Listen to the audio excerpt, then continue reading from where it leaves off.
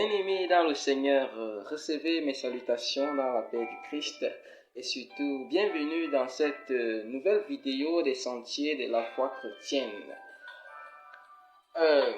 Certains chrétiens pensent que à des moments il faut, n'est-ce pas, être dur ou bien même être injuste avec certaines personnes qui nous ont commis du tort ou encore certaines personnes qui nous ont, n'est-ce pas, offensés. Et puis, ce serait une manière de nous rendre justice de nous-mêmes. D'où la question dont le Seigneur nous pose ce jour. Fais-tu bien de chercher toujours à faire le bien? Fais-tu bien de chercher toujours à obéir à Dieu? Dans la parole de Dieu, notamment dans le livre de la Genèse au chapitre 4, n'est-ce pas, l'histoire raconte que Caïn a eu à tuer son frère. Mais pourquoi? À cause de l'acceptation de l'offrande de son frère Abel au détriment du sien. Alors le verset 7 dit ceci: lorsque Jésus-Christ, lorsque Dieu, autant pour moi, vient reprendre Caïn, ayant remarqué ce désir amer qui était né dans son cœur. Verset 6. Et l'Éternel dit à Caïn: pourquoi es-tu irrité et pourquoi ton visage est-il abattu?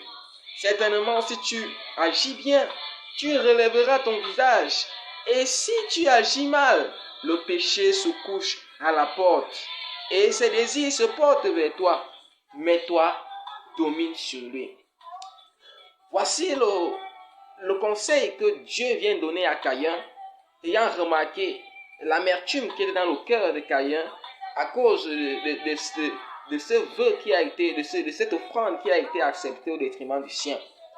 Alors, il va donc faire un choix et dans sa colère, il va décider, n'est-ce pas, de faire le mauvais choix, celui de ôter la vie à son frère Abel.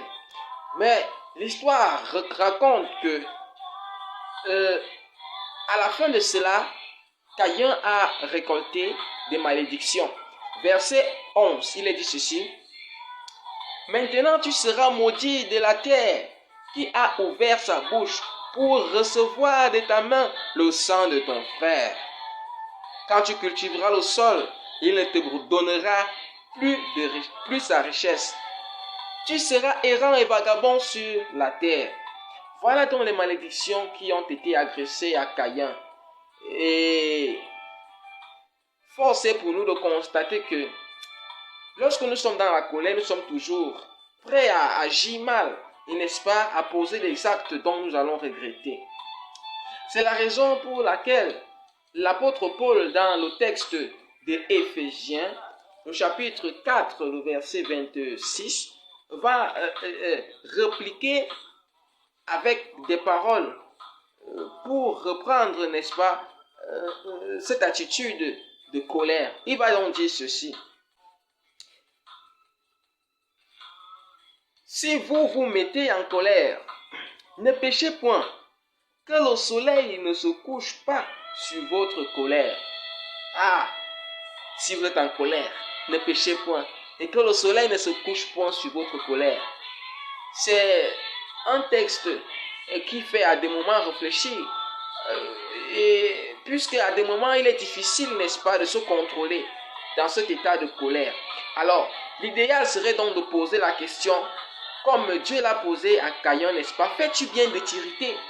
Première question, fais-tu bien de t'irriter? Alors, lorsque tu auras répondu à cette question, revois donc ton état de colère et recherche toujours à obéir à Dieu. En se posant la question, si c'était Jésus à ma place, qu'aurait-il fait? Ah, mes frères et sœurs, la colère n'est pas un péché.